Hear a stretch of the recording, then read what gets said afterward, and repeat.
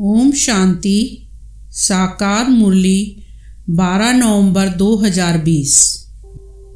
मीठे बच्चे, बाप जो पढ़ाते हैं उसे अच्छी रीति पढ़ो तो 21 जन्मों के लिए सोर्स ऑफ इनकम हो जाएगी, सदा सुखी बन जाएंगे। प्रश्न: तुम बच्चों के अतीन्द्रिय सुख का गायन क्यों है? उत्तर: क्योंकि तुम बच्चे ही इस समय बाप को जानते हो। तुमने ही बाप द्वारा सृष्टि के आदि मध्य अंत को जाना है। तुम अभी संगम पर बेहद में खड़े हो।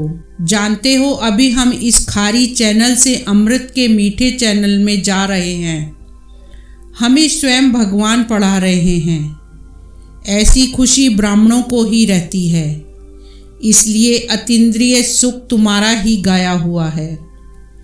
ओम शांति। रूहानी बेहद का बाप रूहानी बेहद के बच्चों प्रति समझा रहे हैं, यानी अपनी मत दे रहे हैं। यह तो जरूर समझते हो कि हम जीव आत्माएं हैं, परंतु निश्चय तो अपने को आत्मा करना है ना। यह कोई हम नया स्कूल नहीं पढ़ते हैं, हर 5000 वर्ष के बाद पढ़ते आते हैं। बाबा पूछते हैं ना, आगे कभी पढ़ने आए हो? तो सब कहते हैं हम हर 5000 वर्ष बाद पुरुषोत्तम संगम युगे बाबा के पास आते हैं। यह तो याद होगा ना कि यह भी भूल जाते हो। स्टूडेंट को स्कूल तो जरूर याद आएगा ना। एम ऑब्जेक्ट तो एक ही है। जो भी बच्चे बनते हैं, फिर 2-3 दिन का बच्चा हो या पुराना हो, परंतु एम ऑब्जेक्ट एक है। कोई को भी घाटा नहीं हो सकता। पढ़ाई में इनकम है, वह भी ग्रंथ बैठ पढ़कर सुनाते हैं तो कमाई होती है। झट शरीर निर्वाह निकल आएगा। साधु बना 1-2 शास्त्र बैठ सुनाएगा, इनकम हो जाएगी। अभी यह सब सोर्स ऑफ इनकम है। हर एक बात में इनकम चाहिए ना। पैसे हैं तो कहाँ भी घूम फिर आओ। तुम बच्चे जानते हो बाबा हमको बहुत अच्छी पढ़ाई पढ़ाते हैं, जिससे 21 जन्मों की इनकम मिलती है। यह इनकम ऐसी है जो हम सदा सुखी बन जाएंगे, कभी बीमार नहीं होंगे, सदा अमर रहेंगे। यह निश्चय करना होता है। ऐसे ऐसे निश्चय रखने से तुमको उल्लास आएगा, नहीं तो कोई ना कोई बात में घुटका आता रहेगा। अंदर में सिमरन करना चाहिए, हम बेहद के बाप से पढ़ रहे हैं। भगवानों वाच, यह तो गीता है। गीता का भी युग आता है ना, सिर्फ भूल गए हैं। यह है 5वां युग। यह संगम बहुत छोटा है, वास्तव में चौथाई भी नहीं कहेंगे, परसेंटेज लगा सकते हैं। सो भी आगे चल बाप बतलाते रहेंगे। कुछ तो बाप के बतलाने की भी नूंद है ना। तुम सभी आत्माओं में पाठ की नूंद है जो रिपीट हो रही है। तुम जो सीखते हो वह भी रिपीटेशन है ना। रिपीटेशन के राज का तुम बच्चों को मालूम हुआ है। कदम कदम पर पाठ बदलता जा रहा है। एक सेकंड ना मिले दूसरे से, जू मिसल टिक टिक चलती रहती है। टिक हुई, सेकंड पास हुआ, अभी तुम बेहद में खड़े हो। दूसरा कोई भी मनुष्य मात्र बेहद में नहीं खड़ा है। कोई को भी बेहद की अर्थात आदि मध्य अंत की नॉलेज नहीं है। अभी तुमको फ्यूचर का भी मालूम है। हम नई दुनिया में जा रहे हैं। यह है संगम युग, जिसको क्रॉस करना है। खारी चैनल है ना। यह है मीठे मीठे अमृत की चैनल। वह है विष की। अभी तुम विष के सागर से क्षीर सागर में जाते हो। यह है बेहद की बात। दुनिया में इन बातों का कुछ भी पता नहीं है। नई बात है ना। यह भी तुम जानते हो भगवान किसको कहा जाता है, वह क्या पार्ट बजाते हैं। टॉपिक में भी बताते हो। आओ तो परमपिता परमात्मा की बायोग्राफी तुमको समझाएं। यूं तो बच्चे बाप की बायोग्राफी सुनाते हैं, कॉमन है, यह तो फिर बापों का बाप है ना। तुम्हारे में भी नंबरवार पुरुषार्थ अनुसार जानते हैं। अब तुमको यथार्थ रीति बाप का परिचय देना है। तुमको भी बाप ने दिया है, तब तो समझाते हो, और तो कोई बेहद के बाप को जान ना सके। तुम भी संगम पर ही जानते हो। मनुष्य मात्र देवता हो व शूद्र हो, पुण्य आत्मा हो, पाप आत्मा हो, कोई भी नहीं जानते। सिर्फ तुम ब्राह्मण जो संगम युग पर हो, तुम ही जान रहे हो। तो तुम बच्चों को कितनी खुशी होनी चाहिए। तब तो गायन भी है। अतीन्द्रिय सुख पूछना हो तो गोप गोपियों से पूछो।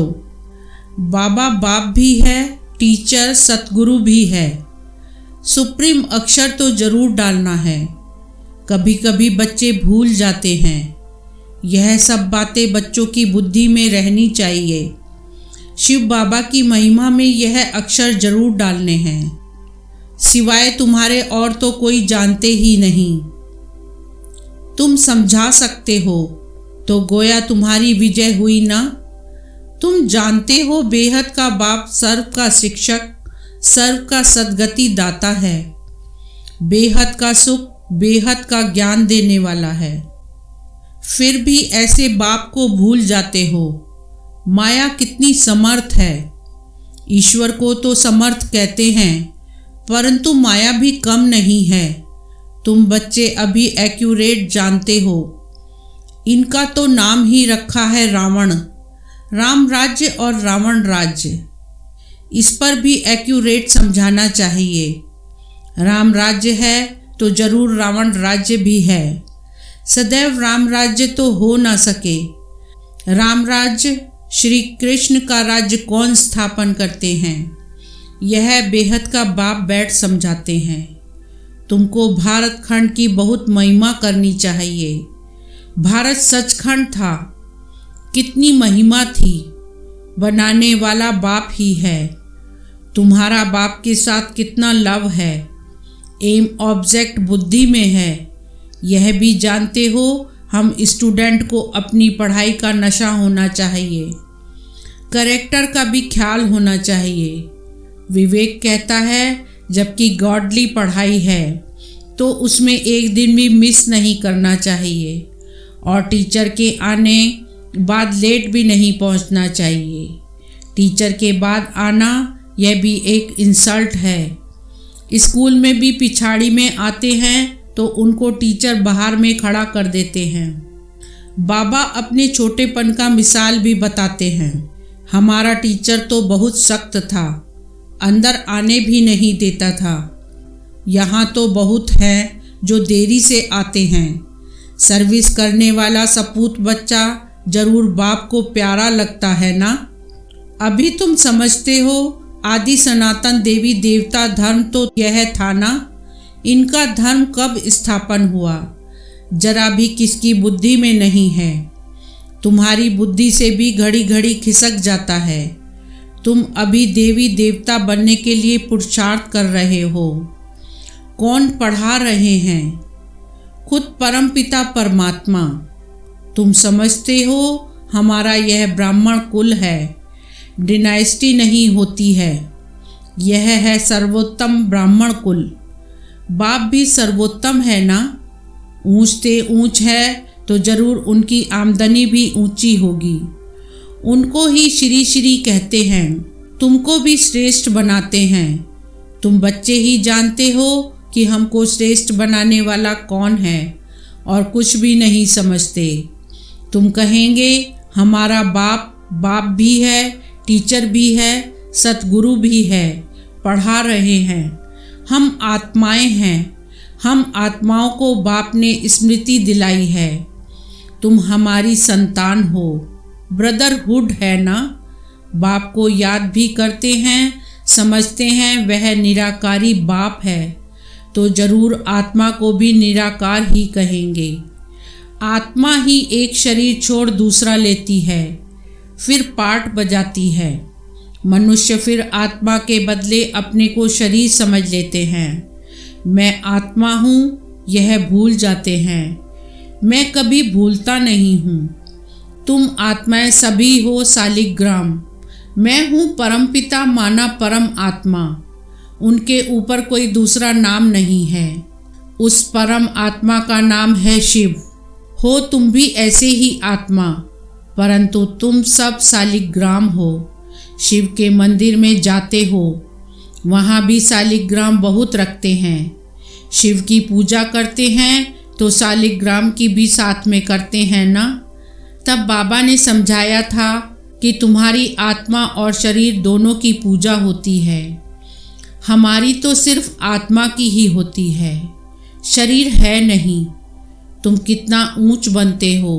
बाबा को तो खुशी होती है ना। बाबा गरीब होता है। बच्चे पढ़कर कितना चढ़ जाते हैं, क्या से क्या बन जाते हैं। बाप भी जानते हैं तुम कितने ऊंच थे, अब कितने आरफन बन गए हो। बाप को ही नहीं जानते। अभी तुम बाप के बने हो तो सारे विश्व के मालिक बन जाते हो।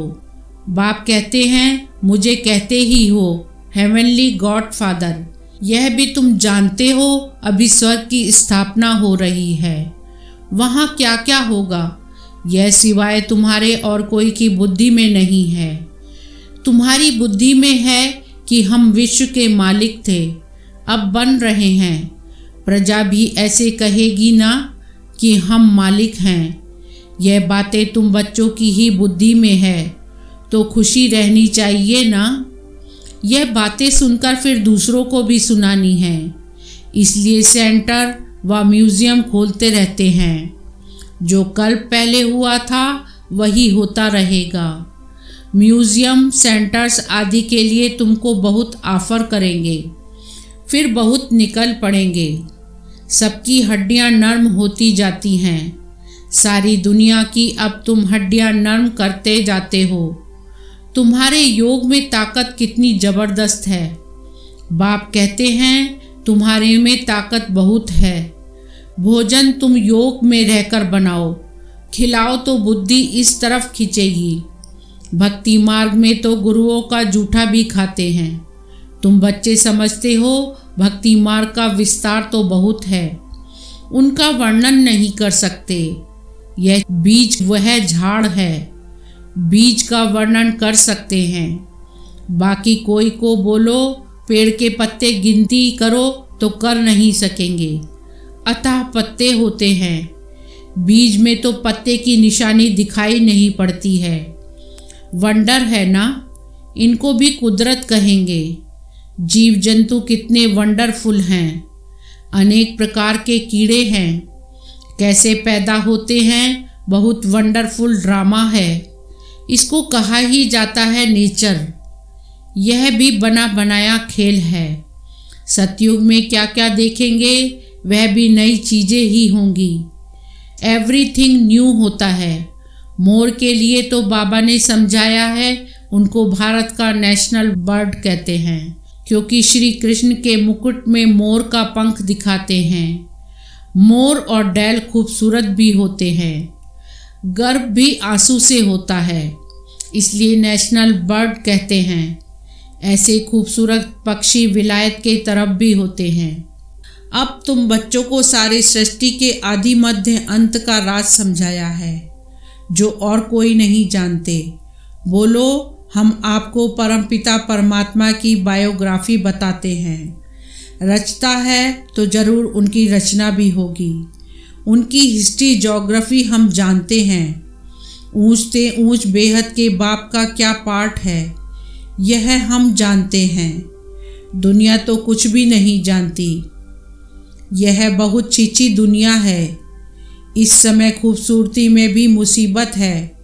बच्चियों को देखो कैसे कैसे भगाते रहते हैं। तुम बच्चों को इस विकारी दुनिया से तो नफरत होनी चाहिए। यह छीछी दुनिया छीछी शरीर है। हमको तो अब बाप को याद कर अपनी आत्मा को पवित्र बनाना है। हम सतो प्रधान थे, सुखी थे, अभी तमो प्रधान बने हैं तो दुखी हैं। फिर सतो प्रधान बनना है। तुम चाहते हो हम पतित से पावन बने, भल गाते भी हैं पतित पावन, परंतु नफरत कुछ भी नहीं आती। तुम बच्चे समझते हो यह चीची दुनिया है, नई दुनिया में हमको शरीर भी गुलगुल मिलेगा। अभी हम अमरपुरी के मालिक बन रहे हैं। तुम बच्चों को सदैव खुश हर्षित मुख रहना चाहिए। तुम बहुत स्वीट चिल्ड्रन हो। बाप 5000 वर्ष बाद उन्हीं बच्चों से आकर मिलते हैं तो ज़रूर खुशी होगी ना। हम फिर से आए हैं बच्चों से मिलने। अच्छा, मीठे मीठे सिकील दे बच्चों प्रति माता पिता बाप दादा का याद प्यार और गुड मॉर्निंग। रूहानी बाप की रूहानी बच्चों को नमस्ते, रूहानी बच्चों की रूहानी बाप को नमस्ते। धारणा के लिए मुख्य सार। फर्स्ट पॉइंट, हम गॉडली स्टूडेंट हैं, इसलिए पढ़ाई का नशा भी रहे तो अपने करेक्टर्स पर भी ध्यान हो। एक दिन भी पढ़ाई मिस नहीं करनी है। देर से क्लास में आकर टीचर की इंसल्ट नहीं करना है। सेकंड पॉइंट, इस विकारी चीची दुनिया से नफरत रखनी है। बाप की याद से अपनी आत्मा को पवित्र सतोप्रधान बनाने का पुरुषार्थ करना है। सदैव खुश हर्षित मुख रहना है। वरदान, अंतःवाहक शरीर द्वारा सेवा करने वाले कर्म बंधन मुक्त डबल लाइट भव। सार, जैसे स्थूल शरीर द्वारा साकारी ईश्वरी सेवा में बिजी रहते हो, ऐसे अपने आकारी शरीर द्वारा अंतःवाहक सेवा भी साथ साथ करनी है।